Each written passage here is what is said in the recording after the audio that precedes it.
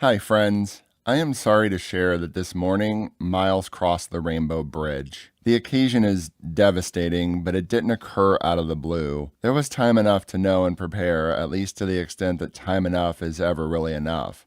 Miles left this world with his human faithfully by his side, paw in hand, hearing honest words of affection and genuine gratitude for 13 years of companionship and a bond that defies words. He was showered with gentle head scritches and kisses. What I said to him is between us, but I share that so that you know that in a world where there has to be a send-off, well, I did right by him. He was and will forever be my soul cat. We went on lots of adventures, many beginning with a unilateral decision to burst through a slowly opening front door to see what was happening in the neighborhood today.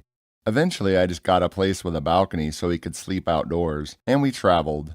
He got me through a lot over the years, and I was honored to be there for him during his period of illness and in the end. Miles was effortlessly gregarious, and he had a lot of friends. He always did. When I met him, he was one of a few neighborhood cats. He especially notorious for going around visiting person to person, collecting friends as he went. I was a young professional who would often fall asleep at the living room desk that doubled as my workspace. Eventually, we got to a point where he would wake me up every morning meowing outside the door of my no animals allowed one bedroom, asking to be let in, and he was never refused. He'd hang out for a while, snack on something, and then lean up against the door to tell me it was now time to head out for a while. He'd meet me at my door in the evening, waiting to be let in, and he'd stay over. When it came time for me to relocate, I put out notices, knocked on doors, and very openly and notoriously asked any potentially legally recognized quote-unquote owner to please contact me, else he was coming with me. Nobody did, and many folks in the know, neighborhood busybodies if we're being honest, assured me that he had always been transient. So when I moved, he came with me. That was on August 15th, 2011, the day we officially celebrate as his first birthday, and the rest, as they say,